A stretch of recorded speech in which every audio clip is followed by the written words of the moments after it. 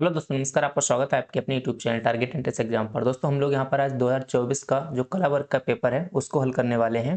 और यहाँ पर आपको संपूर्ण तैयारी भी कराई जा रही है। सारे लेटेस्ट अपडेट आपको दिए जाते हैं, कैसे काउंसलिंग होगी, कैसे एडमिशन होगा। एडमिशन भी हमारे द्वारा किए जाते हैं। तो कुल मिलाकर हम आपके साथ हैं। आपके इस पूरे बीएड के 2 साल के सफर में आप लोग हमसे जुड़े रहिएगा। एडमिशन के लिए आप लोग इस नंबर पर हमें कॉन्टैक्ट कर सकते हैं। फीस वगैरह आपको पहले ही बता दी गई थी। 46,000 रुपये फीस है हमारी दोनों साल की, जो कि मैनपुरी में है। और 48,000 दोनों साल की फीस है, जो कि मेरठ में है।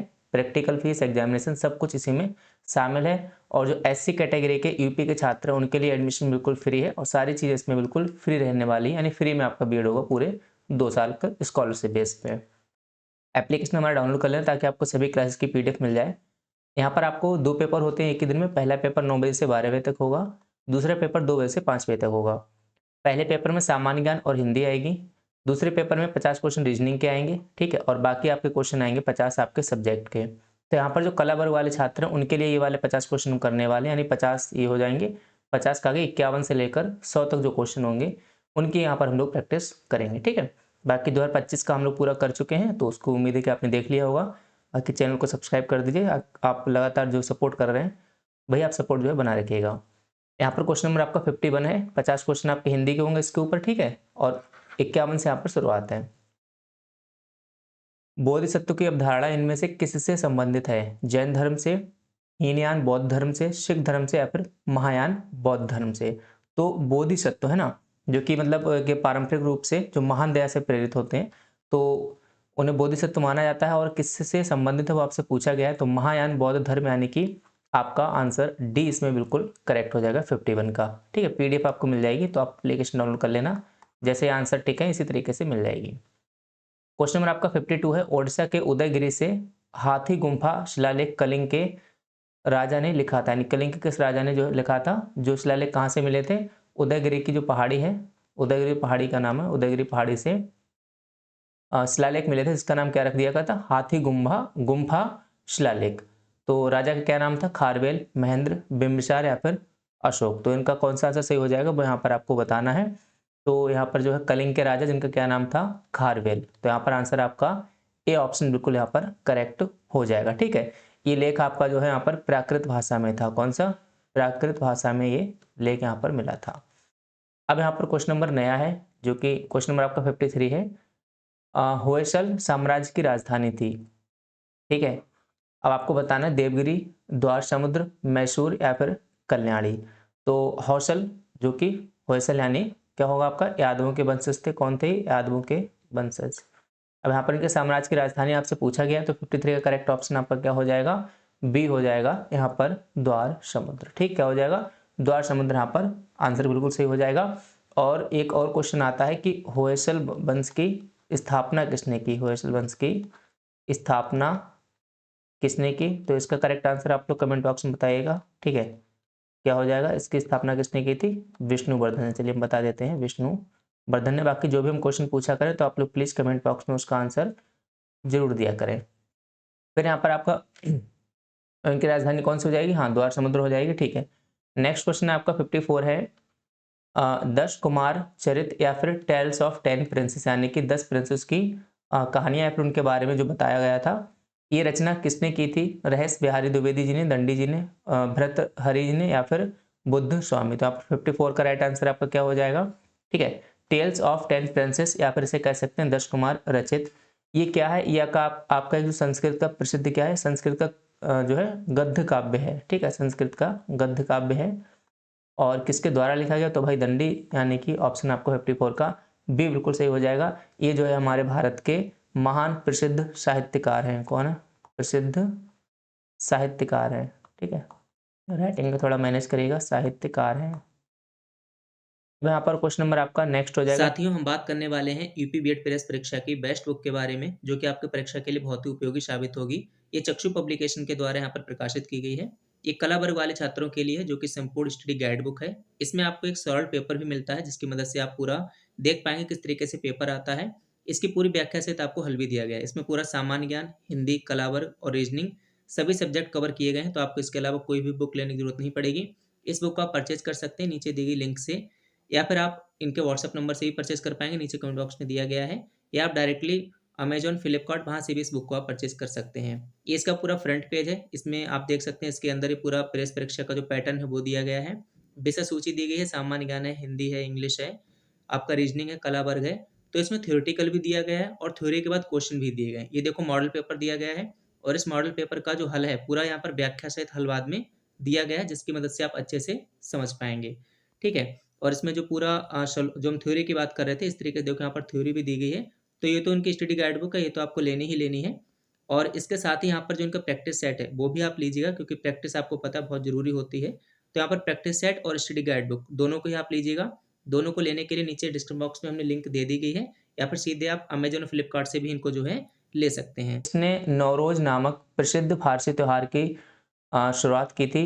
नसीरुद्दीन महमूद, गयासुद्दीन बलबन, शमसुद्दीन क्यूमर्स या फिर बुगरा खान। तो ये क्वेश्चन कॉमन है, आंसर इसका हो जाएगा गयासुद्दीन बलबन, यानी कि बी ऑप्शन आपका जो है बिल्कुल करेक्ट हो जाएगा।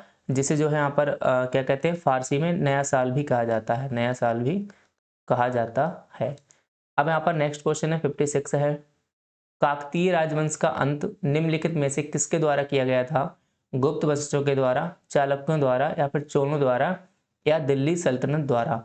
तो इस राजवंश का जो अंत किया गया था दिल्ली सल्तनत के कई सारे हमलों के द्वारा किया गया था, यानी कि 56 का डी आंसर यहाँ पर करेक्ट हो जाएगा। और 1323 में ये जो है इनका राजवंश का अंत हो गया था।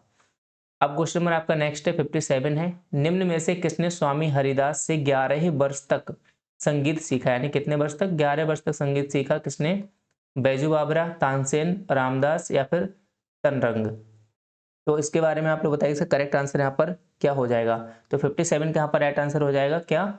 ऑप्शन नंबर बी यहाँ पर सही हो जाएगा, जो कि तानसेन यहाँ पर हो जाएगा। और आपको बताना क्या है, इनके बचपन का क्या नाम था? इनके बचपन का नाम, ठीक है, आप लोग कमेंट बॉक्स में बताइए इनके बचपन का नाम क्या था। आप लोग कहते हैं आंसर भी बता दिया करो। तो भाई इनके बचपन का नाम क्या था? रामतनु पांडे। रामतनु पांडे, जो कि इनका बचपन का नाम था। आपको पता है कि हमारे जो है महान शास्त्रीय संगीत के महान संगीतकार हैं थे। और इनका आंसर क्या हो जाएगा? 57 का बी यहाँ पर आंसर बिल्कुल करेक्ट हो जाएगा।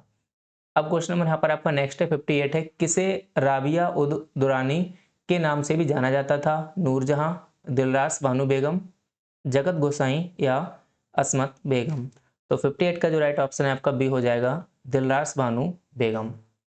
फिर यहाँ पर क्वेश्चन नंबर आपका नेक्स्ट है 59 है। निम्नलिखित में से कौन सी एक किसी मृत व्यक्ति का स्मारक नहीं है? ध्यान रखना क्या पूछा, नहीं है, फिर की जल्दबाजी में लगाओ। कौन सा स्मारक है जो किसी मृत व्यक्ति के ऊपर नहीं है? बीबी का मकबरा, ताजमहल, चार मीनार या इत्माद उद दौला? तो यहाँ पर क्या हो जाएगा, देखो बीबी का मकबरा ये किसका है?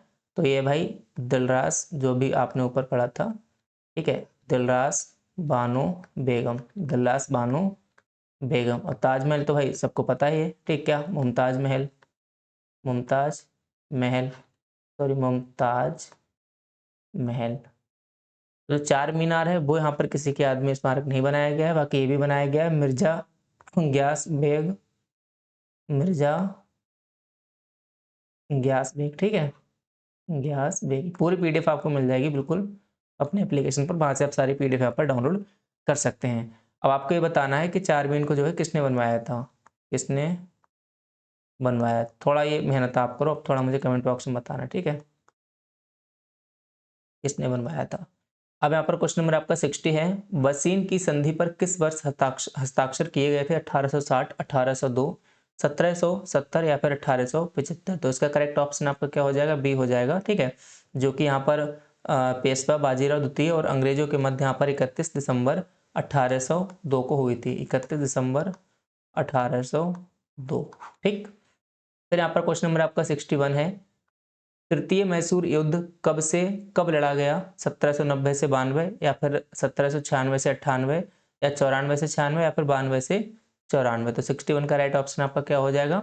ए हो जाएगा। 1790 और 1792 के मध्य जो है युद्ध लड़ा गया था। तृतीय मैसूर युद्ध किन किन के बीच में हुआ था? तो अंग्रेजों और आपके मैसूर के शासक टीपू सुल्तान के बीच, ठीक है, टीपू सुल्तान के बीच में। फिर यहाँ पर क्वेश्चन नंबर आपका नेक्स्ट है 62 है।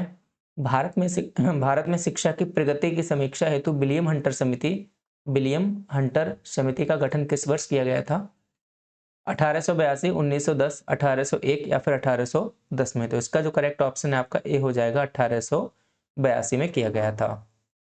फिर यहाँ पर क्वेश्चन नंबर आपका 63 है, भारतीय स्वतंत्रता के दौरान समाचार पत्र यंग इंडिया को किसके द्वारा प्रकाशित किया गया था? भीमराव अम्बेडकर, सुभाष चंद्र बोस, महात्मा गांधी या फिर जवाहरलाल नेहरू। तो यहाँ पर 63 का राइट ऑप्शन आपका हो जाएगा सी, महात्मा गांधी जी के द्वारा यहाँ पर प्रकाशित किया गया था। और इनके और भी समाचार पत्र हैं, इनके और भी समाचार पत्र हैं, कौन कौन से हैं? और ठीक है, काफी फेमस यहाँ पर क्या है,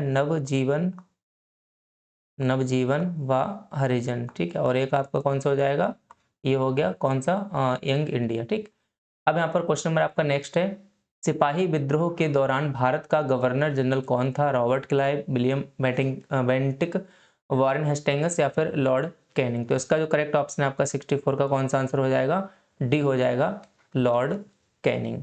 अब यहाँ पर क्वेश्चन नंबर आपका नेक्स्ट है 65 है, अखिल भारतीय किसान सभा यानी ऑल इंडिया किसान सभा के पहले अध्यक्ष कौन थे? पीसी जोशी, जयप्रकाश नारायण, आचार्य नरेंद्र देव या फिर स्वामी सहजानंद सरस्वती। 65 का यहाँ पर राइट ऑप्शन आपका क्या हो जाएगा, डी हो जाएगा, स्वामी सहजानंद सरस्वती। ऑल इंडिया किसान सभा, इसकी स्थापना कब की गई? इसकी स्थापना कब की गई थी? तो 1936 में जो है इसकी स्थापना की गई थी लखनऊ में, स्वामी सहजानंद सरस्वती जी के द्वारा। कहाँ की गई? लखनऊ में। ठीक है, लखनऊ में की गई थी।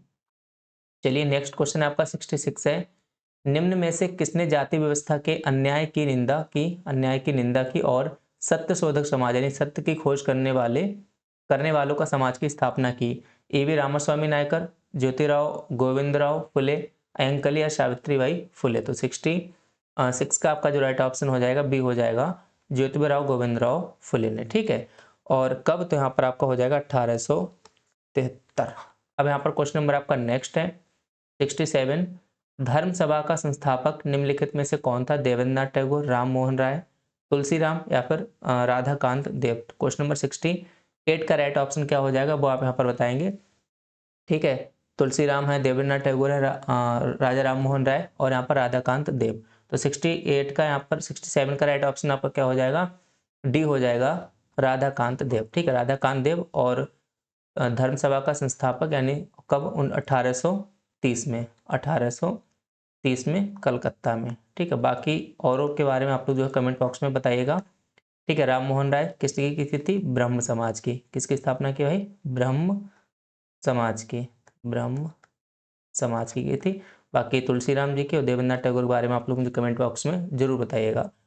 फिर यहाँ पर क्वेश्चन नंबर आपका नेक्स्ट है 68 है, युवा बंगाल आंदोलन किसने शुरू किया था? ईश्वर चंद्र विद्यासागर जी ने, डेनिस क्लाइव, राजा राम मोहन राय या फिर हेनरी विवियन डेरोजियो। तो 68 का राइट ऑप्शन क्या हो जाएगा, यही वाला हो जाएगा, हेनरी विवियन डेरोजियो, जो कि 1809 और 1831 तक जो है बंगाल आंदोलन के प्रवर्तक, इनका नाम है क्या, पूरा नाम इनका हेनरी विवियन डेरोजियो थे। अब यहाँ पर नेक्स्ट क्वेश्चन है आपका, और ये कब चला था? 1828 के आसपास, 1828। क्वेश्चन नंबर आपका नेक्स्ट है, इनमें से कौन से स्वतंत्रता सेनानी मोतीलाल नेहरू के साथ स्वराज पार्टी के सह संस्थापक थे?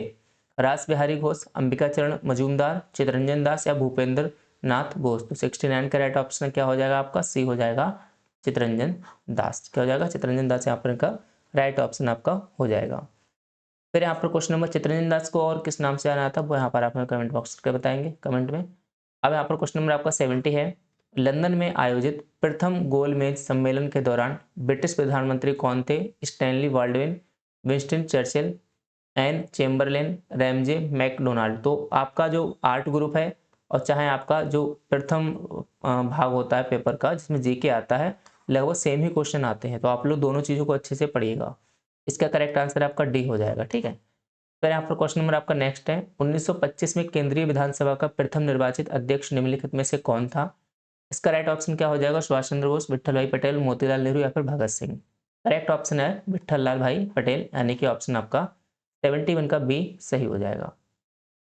72 है, भारतीय संविधान में शामिल स्वतंत्रता, समानता एवं बंधुत्व के सिद्धांत किस देश के संविधान से लिए गए हैं? फ्रांस, आयरलैंड, ब्रिटेन या फिर ऑस्ट्रेलिया। तो 72 का राइट ऑप्शन क्या होगा आपका यहाँ पर, फ्रांस से जो है लिए गए हैं। फिर यहाँ पर क्वेश्चन नंबर आपका नेक्स्ट है 73 है, भारतीय संविधान के अनुच्छेद 371 ए में निम्नलिखित में से किस राज्य के लिए विशेष प्रावधानों का उल्लेख किया गया है? जम्मू कश्मीर, नागालैंड, सिक्किम या हिमाचल प्रदेश। तो इसमें क्या हो जाएगा राइट ऑप्शन आपका नागालैंड, यानी ऑप्शन बी आपका बिल्कुल सही हो जाएगा आर्टिकल 371 ए में। फिर यहाँ पर पूछा गया है आर्टिकल 279 ए में इनमें से किस संवैधानिक निकाय से संबंधित है? वस्तु एवं सेवा कर परिषद, यूपीएससी, भारत निर्वाचन आयोग या वित्त आयोग। तो 74 का राइट ऑप्शन क्या होगा यहाँ पर, ए हो जाएगा वस्तु एवं सेवा कर परिषद। 75 है, भारतीय संविधान के अनुच्छेद 5 से 11 किससे संबंधित है? नागरिकता, मौलिक कर्तव्य, भारतीय संघ या फिर मौलिक अधिकार। इसका जो राइट ऑप्शन है आपका कौन सा हो जाएगा? 75 का ए ऑप्शन से हो जाएगा नागरिकता का। टोटल 25 क्वेश्चन हमने कर लिए हैं, ठीक है। बाकी 25 क्वेश्चन नेक्स्ट सेट में करेंगे। आप लोग सभी क्लासेस को अच्छे से देखिएगा, अपना सपोर्ट आप बनाए रखिएगा, आपका सपोर्ट हमारे लिए काफ़ी मायने रखता है। इसी के साथ आप सभी साथियों का बहुत बहुत धन्यवाद। जय हिंद, जय भारत।